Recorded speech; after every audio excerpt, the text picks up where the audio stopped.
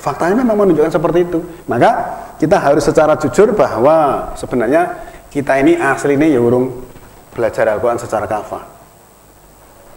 Kalau misalnya kita mundur ke belakang sana Pak, ya, pada saat Al-Quran dikodifikasikan pertama kali, kan sebelumnya dulu kan hanya ditulis, belum dikodifikasi. Setelah Nabi meninggal, kemudian terjadi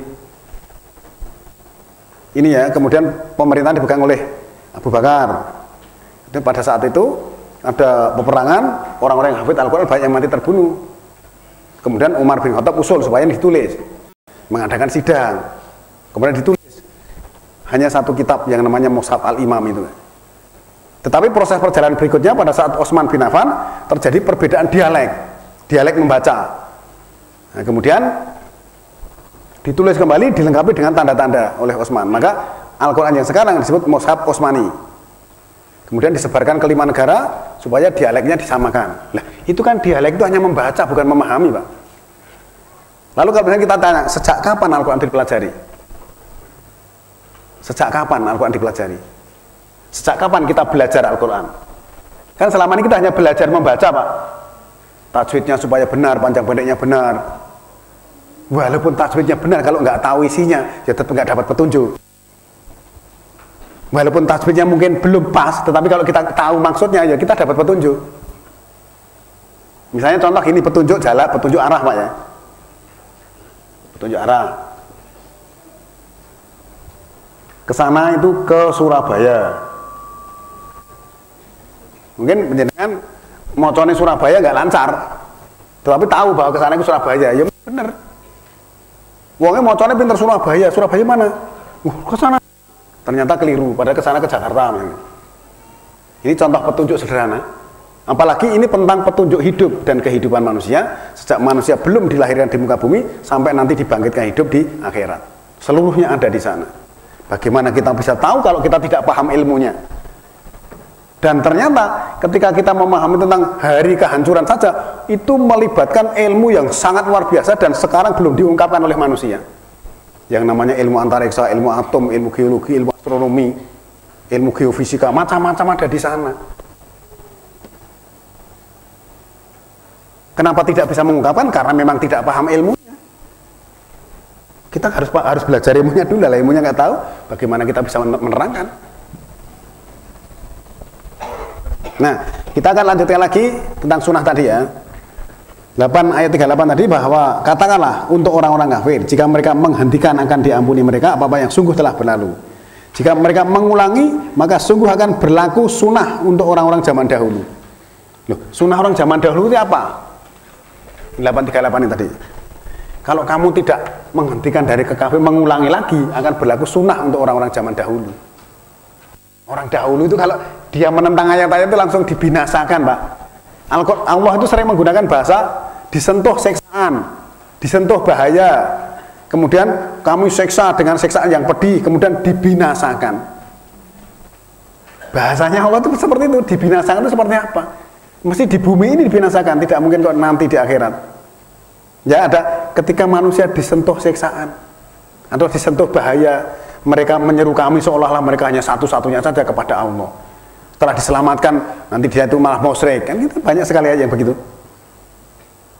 Allah menggunakan bahasa hanya disentuh bahaya aja sudah bengok-bengok. Lah nanti kalau disentuh bahaya itu masih nekat juga, nanti akhirnya dibinasakan. Ya, sunnah orang-orang zaman dahulu, Pak ya. Saya berikan contoh. Coba kita lihat surat 11, 66, 67 dan 68.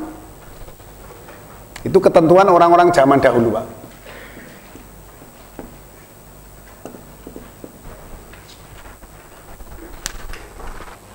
Falamma jaa amruna najjayna salihan walladzina amanu ma'ahu birahmatin minna wa min hizyi yawma idzin inna rabbaka huwal qawiyyul aziz wa akhadha alladhina zalamu sayhatu fa asbahu fi diyarihim jathimin ka'an lam yaghnaw fiha ala inna samuda kafaru rabbahum ala bu'dan li samud.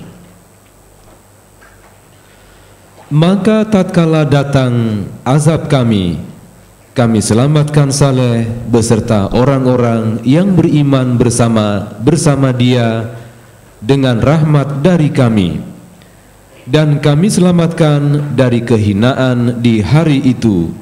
Sesungguhnya Tuhanmu dialah yang maha kuat lagi maha perkasa. Dan satu suara keras yang mengguntur menimpa orang-orang yang zalim itu, lalu mereka mati bergelimpangan di rumahnya, seolah-olah mereka belum pernah berdiam di tempat itu. Ingatlah, sesungguhnya kaum Samud mengingkari Tuhan mereka. Ingatlah, kebinasaanlah bagi kaum Samud. Nah, Samud itu kaumnya Nabi Soleh, Pak. Wah, itu zaman dulu, sekarang kan beda. Ini ayat ini tadi loh. Siapa yang menghentikan, maka sungguh akan kami ampuni. Tetapi kalau mengulangi, akan berlaku sunnah orang-orang zaman dulu. Nah, ayat ini tadi kan menunjukkan seksaan, Pak. Tapi ketika terjadi bencana yang dahsyat seperti itu, orang dikatakan seksaan, nggak mau. Wah, itu hanya ujian. Pernahkah ada orang yang membahas adanya bencana itu disebut seksaan? Hampir tidak pernah ada, karena nggak mau disebut seksaan, nggak mau, Pak. Loh, masa ya ujian ada pernah terjadi? Wah, itu ujian di sana tadi. Muridnya itu gelimbang mati semua. Ya, ujian kok udah mati kabeh, kenapa? Itulah tadi kan di situ kan, walama jaa amruna najaina solihan waladina amanu ma'ah bi rahmati minna wa min khizyi yaumaidin inna rabbaka huwal qawiyyul aziz. Maka ketika datang perintah kami, jadi kalau Allah mendatangkan perintahnya gitu, kemudian kami selamatkan Soleh dan orang-orang yang beriman bersamanya dengan rahmat dari kami. Wa min khizyi yaumaidin. Nah, dengan rahmat dari kami dan dari kehinaan pada hari itu. Nah, ini tadi Allah mengatakan bahwa bencana tadi itu merupakan kehinaan, Pak. Terus kemudian sesungguhnya Tuhanmu dialah maha kuat lagi maha mulia. Ayat berikutnya, wa akhadhal ladina dzalamus sayhatu fa asbahu fi darihim jasimin. Dan mengambil orang-orang dolim itu berupa tiupan keras, ya, atau berupa ledakan keras karena adanya radiasi dan matahari, maka jadilah mereka itu musnah di kampung mereka. Lah, sekarang nek musnah itu apa ya? Ujian dimusnahkan. Terus kemudian ayat berikutnya menegaskan seolah-olah mereka tidak pernah tinggal ke alam ya naufiha, seolah mereka tidak pernah tinggal di tempat itu. Kan berarti bekasnya sudah tidak ada, Pak, sudah rata dengan tanah. Nah, kalau pernah ditinggali kan bekas puing-puingnya ada, ini seolah-olah tidak pernah tinggal, berarti puing-puingnya sudah nggak ada. Apakah ketika diberikan kemusnahan seperti ini orang tidak mau menerima bahwa itu merupakan seksaan? Padahal Allah sendiri mengatakan seksaan. Nah, ketika orang tidak mau mengakui apa yang dijelaskan Allah, maka selamanya orang itu tidak pernah bersyukur. Merasa bahwa saya mengatasi gempa bumi, nanti saya bikin rumah yang anti gempa. Mesti ngomongnya begitu. Tetapi ketika kita sadar bahwa ternyata itu datang dari Allah berdasarkan keterangan ayat-ayat ini seperti itu, orang akan menyadari dan kemudian kita akan betul-betul mendekatkan diri kepada Allah. Nggak usah anti gempa pun, kenyataannya ada waktu di tsunami di Aceh itu Masjid Baitur Rahman utuh itu. Satu masjid ya, satu-satunya. Zaman dulu juga begitu, ada hanya satu rumah orang muslim, yang lainnya habis binasa. Nah, coba yang pesannya ya. Untuk orang-orang zaman dulu ya.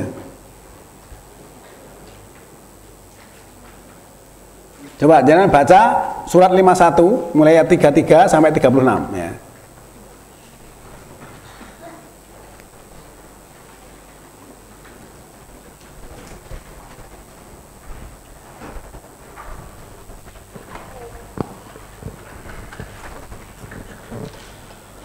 linursila alaihim hijaratan min tin musawwamatan 'inda rabbika lil musrifin fa akhrajna man kana fiha minal mu'minin fama wajadna fiha ghaira baitin minal muslimin,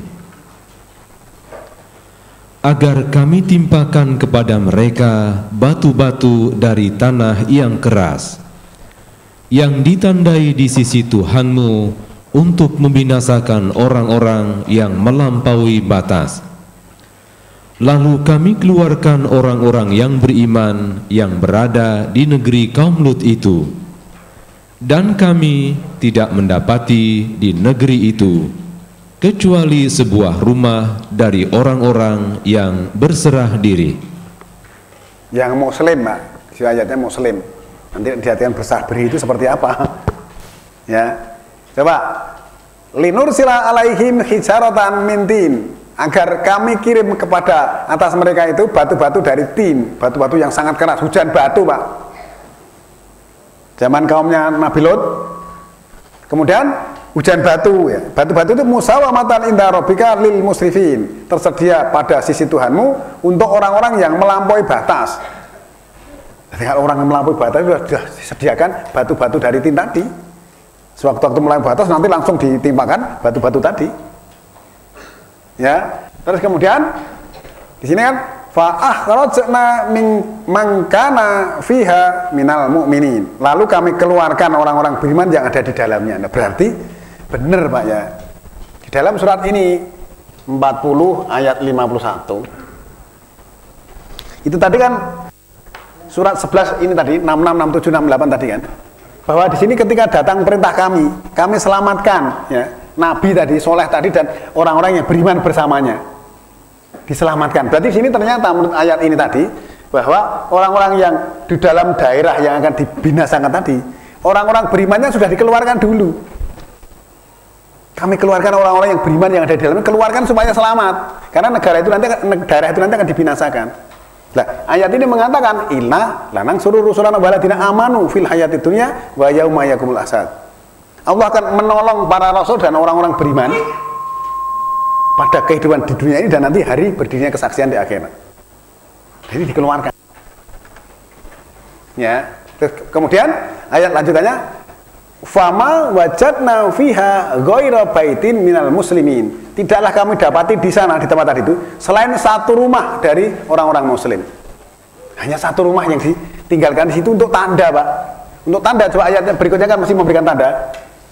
Nah, wa tarokna fiha ayatan liladina ya khaufunal adabal alim. Dan kami tinggalkan pada itu ayat pertanda untuk orang-orang yang cemas atau khawatir siksaan yang pedih nanti di akhirat.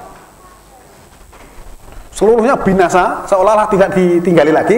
Ada satu rumah yang diselamatkan, ini tanda loh bahwa Allah itu berkuasa seperti ini. Maksudnya gila, ini satu rumah diselamatkan, orang-orang mukmin dikeluarkan dari situ, yang lainnya dibinasakan. Ya, ini kan berarti memberikan pelajaran kepada kita. Itulah sunnah orang-orang zaman dahulu tadi akan diberlakukan lagi manakala mereka tidak mengikuti petunjuk Allah. Itu nanti juga berlaku, dan keterangan yang sudah ada juga berlaku pada umat-umat yang lain. Ya, lihat surat 11, 94 dan 95. Kalau ini kan kaumnya Solehan, Nabi Solehan.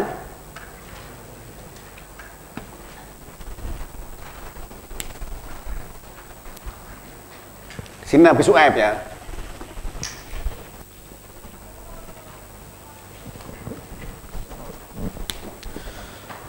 Walamma jaa amruna najayna Su'aiban walladzina amanu ma'ahu birahmatin minna wa akhadhatil ladzina zalamu sayhatu fa asbahu fi diyarihim jasimin ka'allam yaghnaw fiha ala bu'dal limatyana kama baidat samud.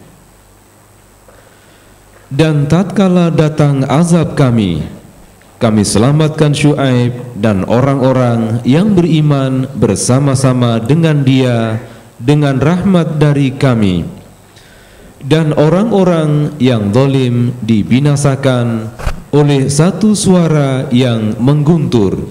lalu jadilah mereka mati bergelimpangan di rumahnya, seolah-olah mereka belum pernah berdiam di tempat itu. Ingatlah, kebinasaanlah bagi penduduk Madian, sebagaimana kaum Samud